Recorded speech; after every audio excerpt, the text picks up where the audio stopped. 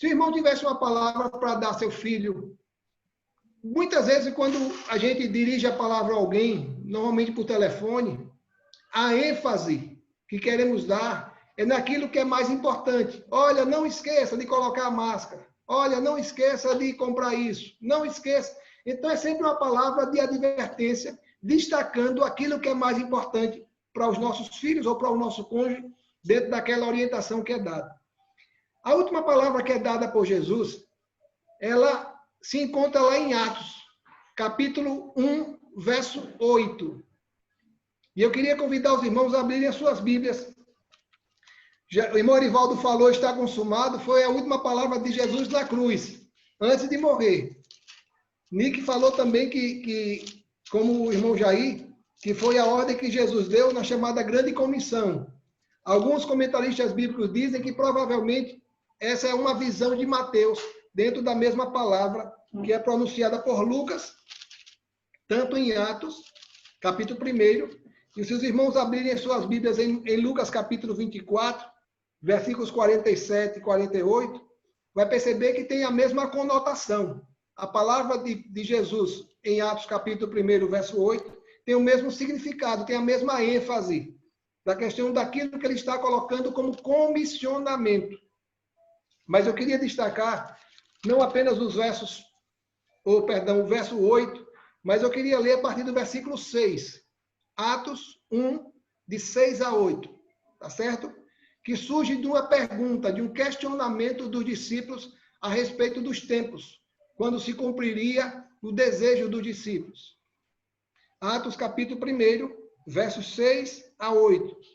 Diz assim: Então os que estavam reunidos lhe perguntaram: Senhor, será que este é o tempo em que restaures o reino a Israel? Respondeu-lhes: Não vos compete conhecer os tempos ou épocas que o Pai reservou pela sua exclusiva autoridade. Mas recebereis poder ao descer sobre vós o Espírito Santo, e sereis minhas testemunhas, tanto em Jerusalém, como em toda a Judéia e Samaria e até os confins da terra. Quero destacar apenas o versículo 8. Mas recebereis poder ao descer sobre vós o Espírito Santo, e sereis minhas testemunhas, tanto em Jerusalém, como em toda a Judéia e Samaria e até os confins da terra. É interessante, irmãos, que esse diálogo de Jesus, prestes a ser elevado ao céu, se deu quando Jesus convida os discípulos a se encontrarem com ele ali na Galileia. Quando ele avisa a Maria Madalena: diga aos discípulos que vão até a Galileia, porque é ali que quero encontrá-los. E é interessante que o anseio, irmãos, dos discípulos, por diversas vezes, não só aqui, mas por diversas vezes, em se cumprir um reino terreno, um reino humano de Jesus, mais uma vez se evidencia aqui nesse diálogo dos discípulos com Jesus. Os discípulos estavam ansiosos, desejosos, para que aquele reino prometido por Jesus viesse a se cumprir aqui na terra. E dentro desse desejo, desse anseio, porque os irmãos sabem que os judeus viviam cativos, submissos à autoridade dos romanos, e ansiavam por um libertador. E quando os profetas, lá no Velho Testamento, há 400, 500 anos, anunciaram, eles ficaram na expectativa de que esse rei pudesse ser um rei, um comandante, alguém que pudesse pegar em espada, alguém que pudesse libertá-los desse jugo dos romanos. Mas aí eles se decepcionam, porque Jesus começa a falar de amor, se bater numa face, dê a outra, se obrigar você a caminhar uma milha, caminhe duas, se obrigar você a dar a túnica, dê o sobretudo, ou seja, um rei desejado, mas que não era exatamente aquilo que eles esperavam. E aí, esse diálogo de Jesus surge de um questionamento. Eles perguntam aqui no versículo 6, Senhor, será este o tempo em que restaures o reino a Israel? Será esse tempo agora que o Senhor já morreu, ressuscitou, que vai começar um novo tempo? Sabe, irmãos, quantas vezes nós ansiamos por algo diferente do reino, mas não queremos fazer nada, ou fazer pouca coisa, dentro do cumprimento desse reino? Os apóstolos ansiavam por esse momento em que eles pudessem, quem sabe, libertos do jugo dos romanos, poderem viver uma vida plena de liberdade. Quantos não lembram daquele diálogo de André, João e Filipe, quando procuraram Jesus, desejosos de ocupar o lado dele à direita e outro o seu lado à esquerda? Quantos não desejavam que esse reino viesse a ser finalizado, contemplado aqui na terra? É interessante que esse diálogo de entender o tempo aconteceu já nos últimos momentos da vida de Jesus aqui na terra. Jesus, quando começava a alertar os discípulos daquilo que estava por vir, daquilo que poderia marcar o final dos tempos, os discípulos logo perguntavam a Jesus quando se daria isso. O anseio, o desejo dele de poder contemplar essas coisas era tão grande que eles ficavam desejosos de que essas coisas viessem a se cumprir, para que aí sim o reino terreno desejado por eles, que Jesus viesse a exercer, viesse a se cumprir.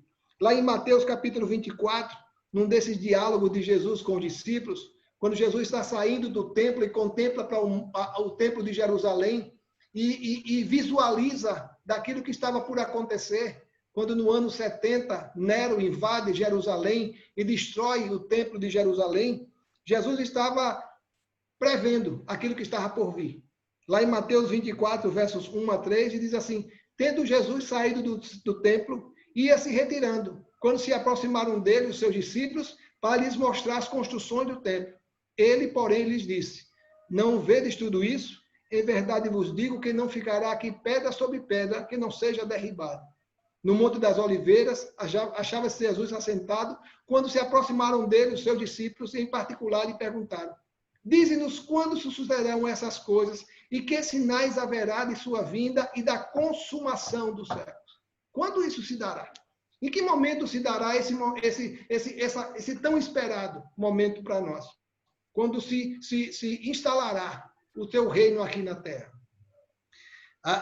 O Nick e o irmão Jair, eles identificaram, dentro daquilo que foi as últimas palavras de Jesus, quando esteve aqui na terra, na chamada Grande Comissão. E a Grande Comissão foi, quem sabe, uma determinação, uma imposição de Jesus para nós. E eu comecei a comparar a Grande Comissão e chamei e nominei esse versículo 8 como o grande comissionamento. É como se tivéssemos uma viagem a fazer. Nós vamos a Recife. E alguém perguntasse como vamos a Recife? Qual é o veículo que nós vamos deslocar até Recife? Nós temos uma missão a cumprir, mas como vamos exercer essa missão? Então, a Grande Comissão, Jesus detalha qual é o nosso papel, o que vamos realizar diante dos anseios, diante dos desejos, diante da necessidade do mundo. Quando ele diz: ide por todo mundo, fazer discípulos de todas as nações, batizando-os em nome do Pai, do Filho e do Espírito Santo, ensinando-os a guardar todas essas coisas que vos tenho ordenado. Jesus estava comissionando, estava orientando, estava delegando aos discípulos essa tarefa, essa missão.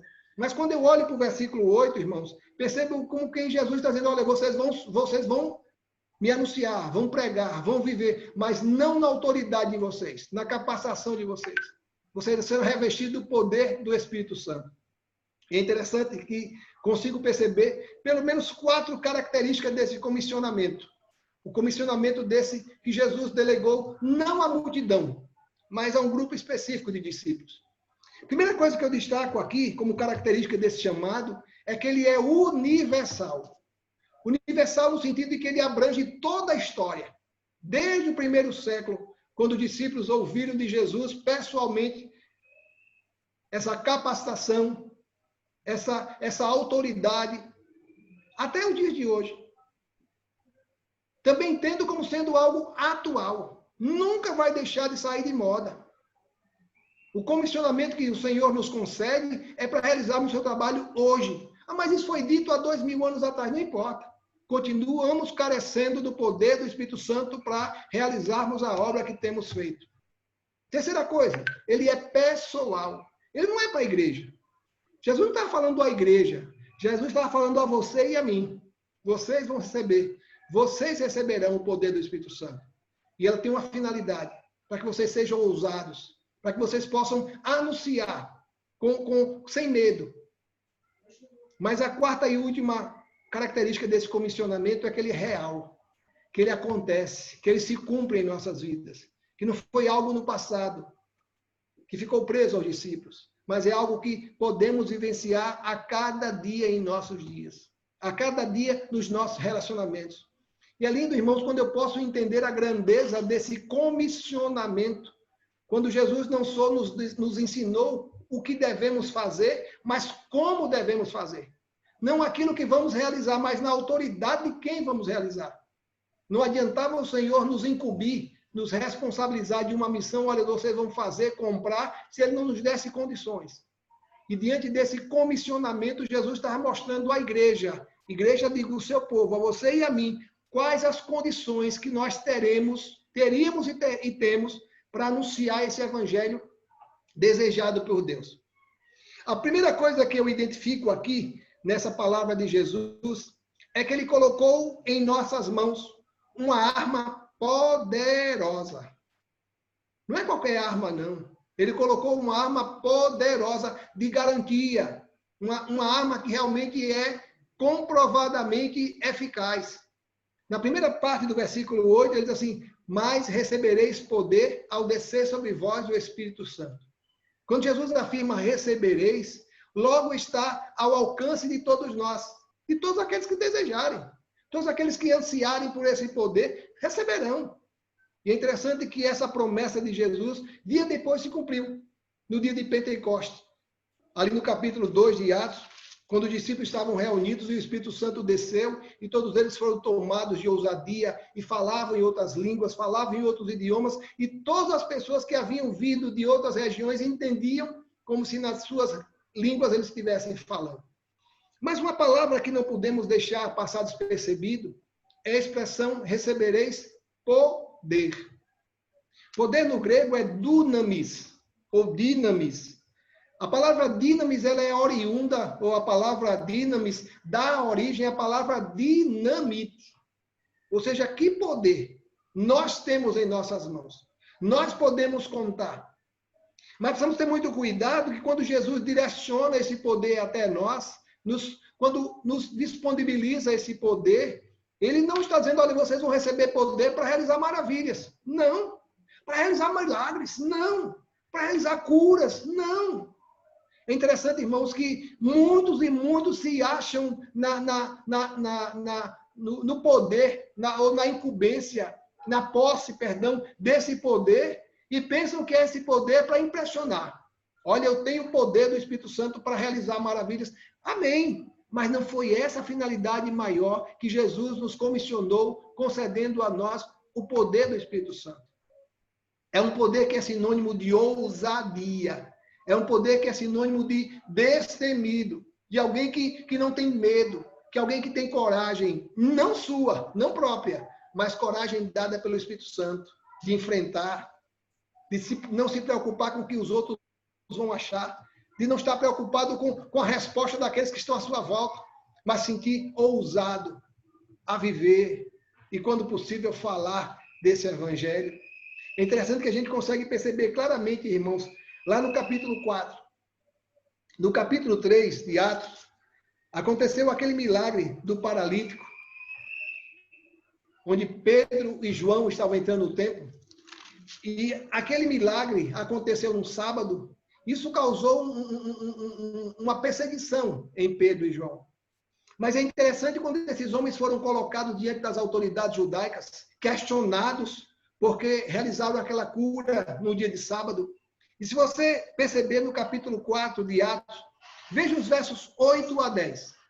Veja como Pedro e João se dirigem àqueles homens, às autoridades, alguém que estavam imbuídos da punição, do castigo que poderiam sofrer. E aí diz assim os versículos 8 a 10. Então Pedro, cheio do Espírito Santo, do poder que ele havia recebido de Jesus, lhes disse: autoridades do povo e anciãos, visto que hoje somos interrogados a propósito do benefício feito ao homem enfermo e do modo por que foi curado. Tomai conhecimento, vós todos e todo o povo de Israel, de que em nome de Jesus Cristo, o Nazareno, a quem vós crucificaste, e a quem Deus ressuscitou dentre os mortos, sim, em nome em seu nome é que este está curado perante vós. Meu irmão, que ousadia, que coragem de Pedro diante das autoridades judaicas que tinham poder para prendê-lo, para matá-lo, para julgá-lo. Mas Pedro, movido pelo poder do Espírito Santo, anuncia que aquilo que ele fez foi na autoridade do nome de Jesus. Encontrei um comentarista bíblico chamado Robertson. Ele escreve algo que para mim é algo tão simples, mas de grande importância. Ele fala exatamente desse Jesus, que começou regimentando um exército de 12 homens, e que algo parecia ser algo insignificante, sem propósito algum, transforma num grande exército. Algo que poderia ser algo pensado como sendo algo sem importância, sem valor. Esse Jesus transforma em algo grandioso. O Roberto escreve o seguinte: trata-se do mais sublime de todos os espetáculos. Contemplamos o Cristo ressurreto, sem dinheiro, sem exército ou Estado. Seu grupo de mais de 500 homens e mulheres na conquista do mundo, levando-os a crer ser possível realizar tal tarefa com tão séria paixão e poder. Sabe, irmão, só com a autoridade do Espírito Santo é que nós podemos fazer o que temos feito. 2000 anos se passaram. Quantas e quantas investidas, quantos e quantos movimentos foram realizados? Queima de Bíblias, para que esse evangelho estancasse, para que esse evangelho parasse. Mas estamos hoje vivenciando plenamente esse poder, o poder de ousadia, o poder de anunciar, nem sempre com as nossas bocas, mas com as nossas vidas, esse evangelho que carece e necessita ser conhecido do mundo à nossa volta. Mas encontro uma segunda lição nessa experiência de um discípulo junto a Jesus. Um testemunho fiel. Jesus diz: e sereis minhas testemunhas. Testemunhas de Jesus. Você não é testemunha de você mesmo. Você não é testemunha de alguém que você conheceu de maneira aleatória, de maneira por acaso. Nós temos que ser testemunhas de Jesus. Jesus está desafiando a nós, a mim e a você, a testemunharmos daquilo que temos experimentado. Sabe, irmãos, tenho dito isso aos novos convertidos, quando eu os acompanho aqui em Maceió, na Igreja do Farol, quando eles ansiosos de conhecerem os livros da Bíblia, conhecerem os personagens bíblicos, de conhecerem aprender a manusear a Bíblia, onde fica o Velho Testamento, quais são os livros do Novo Testamento. E eu tenho dito a essas pessoas, a esses homens e mulheres, que o testemunho maior que eles precisam conhecer é daquilo que Jesus fez em suas vidas. Daquilo que Jesus fez na vida de Paulo, de Pedro, de João. É importante? Mas o poder de persuasão, de convencimento é muito maior daquilo que fez na minha vida, daquilo que fez na sua vida. Volto a dizer, não desprezando aquilo que ele fez na vida de alguns personagens bíblicos, sim, é importante, mas muito mais importante é aquilo que ele fez e tem feito na sua vida. Seu vizinho, seu colega de trabalho, de faculdade, de colégio, de repartição, seu parente, pessoa que convive ao seu lado, vai perceber claramente que existe coerência naquilo que você declara e da maneira como você vive. Onde você tem vivido sendo uma testemunha daquilo que Jesus fez na sua vida.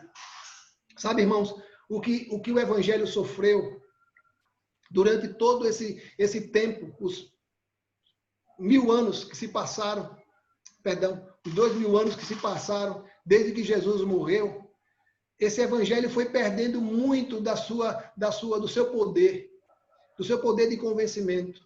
Porque os discípulos haviam estado com Jesus. Mas as testemunhas que vieram não haviam estado com Jesus. E o testemunho já não era mais de alguém que já havia estado com Jesus, mas que tinha ouvido de alguém que esteve com Jesus. E quantas vezes se torna algo sem sentido na vida daqueles que entendem o Evangelho como algo fugaz, sem importância. Quando você pega no original, a expressão testemunha é a mesma expressão mártir. E os discípulos, mais do que ninguém, entenderam, além do apóstolo Paulo, claro, esse significado. Ser mártir.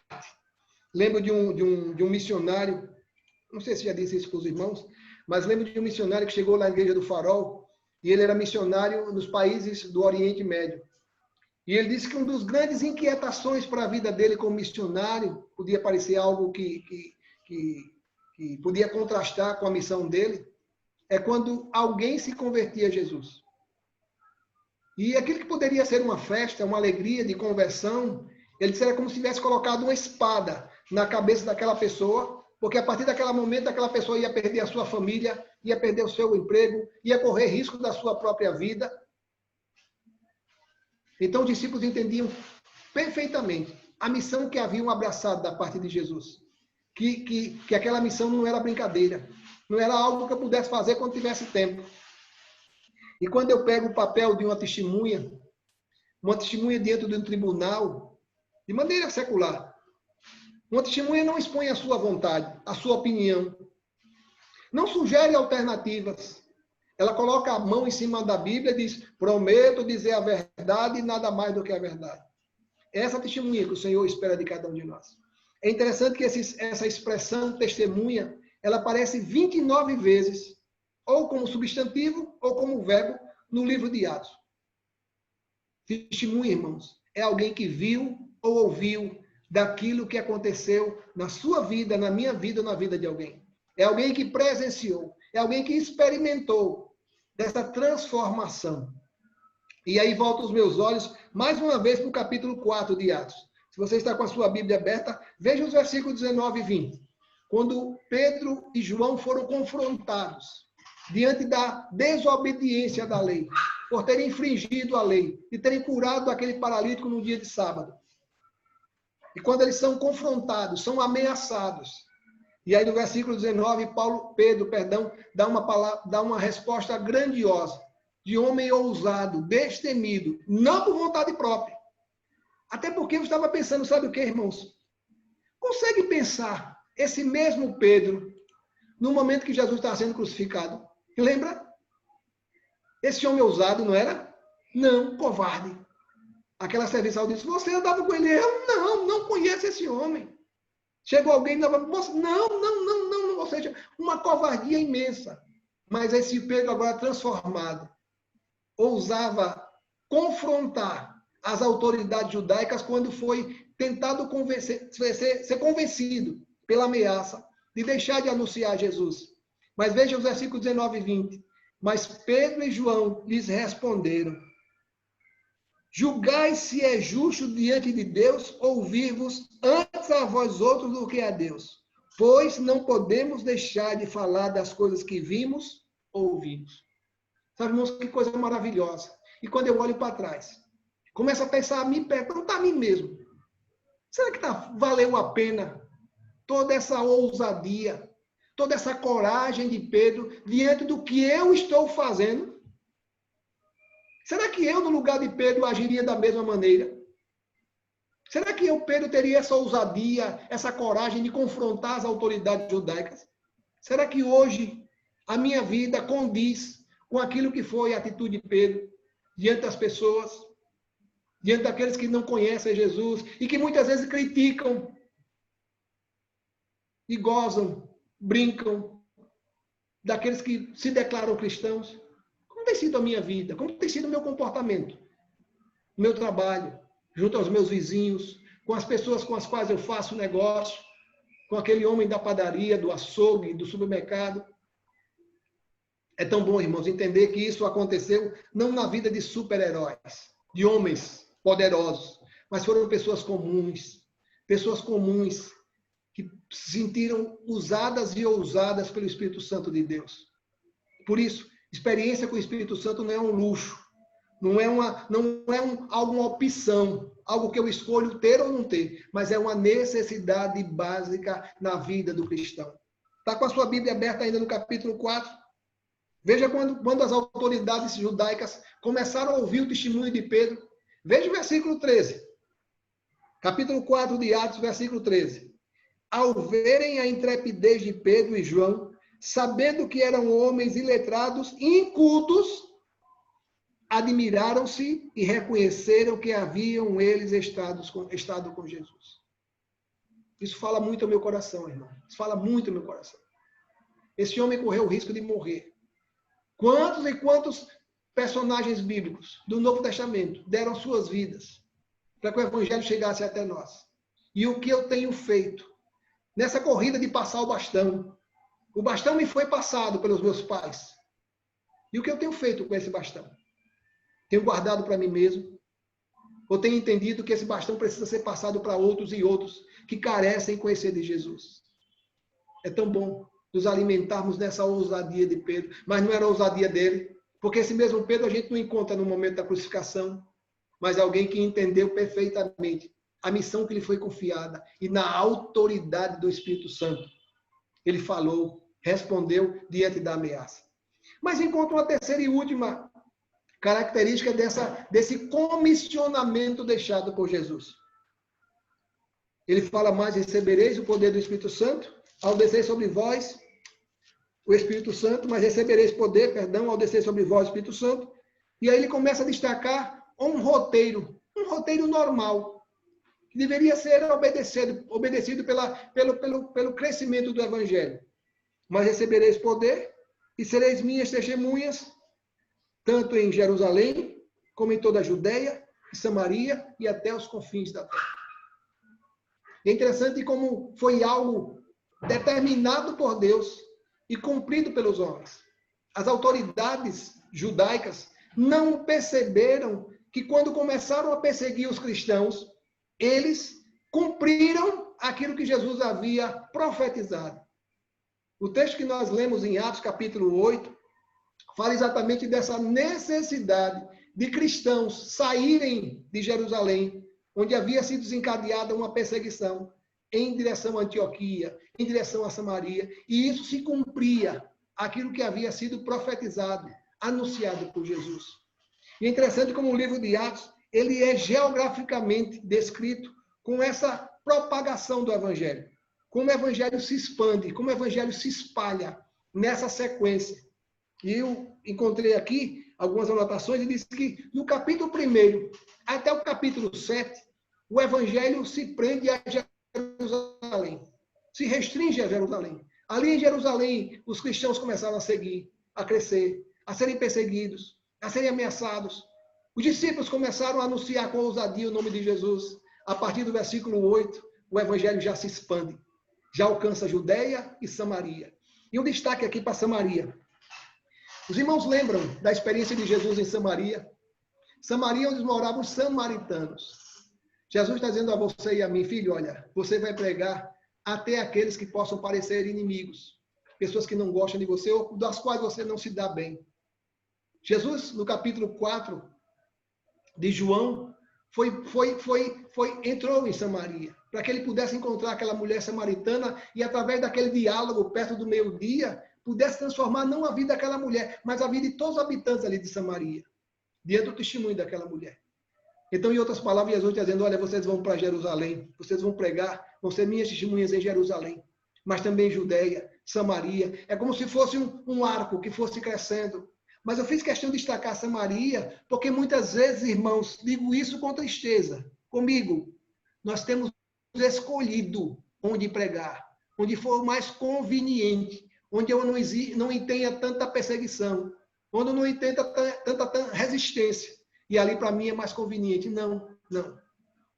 Quem me capacita não sou eu. Não é o meu estudo na palavra de Deus. Não é o meu conhecimento nos livros. Mas é a capacitação do Espírito Santo que é dada a todos aqueles que entenderem a missão que lhes foi confiada. E aí, a partir do capítulo 10 de Atos até o capítulo 28, a gente vê o Evangelho crescendo, se expandindo. Outros e outros, além de Jerusalém, Judéia, Samaria, conhecendo do Evangelho, recebendo a nova do Evangelho. É interessante que um teólogo chamado Oswald Smith, ele senhor já morreu, um americano, interessante que esse homem era destacado pelo grande evangelista Billy Graham. No sepultamento do Oswald, o Billy Graham foi quem pregou, pela proximidade, pela admiração que o Billy Graham tinha desse homem. E ele fala exatamente do destaque desse evangelho que carece primeiramente ser pregado em Jerusalém. Nós estamos hoje encerrando a nossa campanha de missões mundiais. Nós contribuímos, nós oramos, Pensamos nos nossos missionários que estão fora do Brasil, tendo que se adaptar a uma outra cultura, a uma outra língua, a outros costumes, muitos tendo que mudar os seus nomes. Mas, irmãos, eu preciso dizer uma coisa aos irmãos. É muito cômodo para nós apenas lembrarmos de missões mundiais, porque não exige nenhum sacrifício de nós. Ainda que requeira de nós contribuição, mas isso é muito pouco, diante da necessidade da nossa Jerusalém. Jerusalém é aí, Arapiraca. Jerusalém é aqui, Maceió. Jerusalém o Senhor nos tem colocado. E muitas vezes desejamos muito contribuir, orar pelos missionários que estão lá nos confins da terra. Mas esquecemos de trabalhar, de fazer a obra do Senhor, aonde o Senhor nos tem colocado, na nossa Jerusalém. Volto a dizer, é muito cômodo para nós, ainda que exija algum sacrifício, de contribuir, de consagrar ao Senhor algum recurso. Mas é muito mais cômodo consagrar algum recurso do que consagrar as nossas vidas. E ao invés de pensar apenas no evangelho fora do Brasil, ou quem sabe no Brasil, outros estados, com missões nacionais, esquecer a minha Jerusalém, a sua Jerusalém. Lembra do Oswald que eu falei? Ele diz assim, a luz cujo resplendor chega mais longe, brilhará com mais intensidade no nosso próprio lar. Ele diz como um farol, que ilumina longe, lá aos confins da terra, esse farol tem o poder de iluminar mais perto. Quantas vezes, irmãos, o Senhor tem nos colocado diante de nós desafios, desafio de transformar a realidade de Arapiraca. Ah, mas nós estamos em campanha de missões mundiais. Nós precisamos ganhar o mundo para Jesus. Nós precisamos transformar essa realidade no nosso mundo. E esquecemos de transformar a realidade da nossa Jerusalém. Certa vez eu ouvi um comentário de alguém, um pensamento de alguém, e ele diz assim, o mundo seria mais limpo se eu começasse varrendo a minha calçada. Nós queremos um mundo melhor, mas eu não começo, não faço a minha parte. Desejo, anseio essa mudança no mundo de maneira generalizada, mas não começo tendo atitude. Essa palavra de Jesus nunca foi tão atual para nós. Recebereis poder ao descer sobre vós o Espírito Santo e sereis minhas testemunhas em Jerusalém. Irmãos, sejamos testemunhas de Jesus em Jerusalém. Vamos fazer a obra do Senhor? Sim. Ao redor do mundo? Sim. Mas comecemos em Jerusalém, com as pessoas que nos conhecem, pessoas que convivem ao nosso lado, que nós possamos ser conhecidos como cristãos, não como médico, não como profissional de alguma área, não como um estudante, não. Que sejamos instrumentos de Deus para sermos conhecidos como verdadeiros cristãos. Vamos ser perseguidos? Sim. Vamos ser rechaçados? Sim. Mas foi assim que Jesus prometeu. Um evangelho fruto de uma vida comprometida, ainda que arriscando a sua própria vida. Lembra daquilo que eu falei anteriormente? Que testemunha vem da mesma origem de Marte. Marte foram os missionários que morreram. Os personagens bíblicos, os apóstolos, que morreram fruto de um testemunho autêntico, que não abriram mão de anunciar o Evangelho, de viver o Evangelho. E todos eles morreram das mais diversas maneiras. E o que é que eu tenho feito? O que é que você tem feito? Precisamos transformar a realidade de Arapiraca. A nossa Jerusalém precisa ser transformada. Por isso o Espírito Santo está nos dando ousadia, capacitação, poder, para que através das nossas vidas, a nossa Jerusalém, a sua, a minha Jerusalém, seja transformada através das nossas vidas, através do nosso testemunho, através do nosso exemplo. Que o bom Deus nos abençoe e sejamos cada vez mais usados e ousados para viver esse evangelho. Não é um evangelho que está preocupado apenas com missões mundiais, é importante? É. Mas o evangelho está preocupado com Jerusalém. Jerusalém é a sua Jerusalém, a minha Jerusalém, que seja alcançada através das nossas vidas. Que Deus nos abençoe. Que Deus nos abençoe.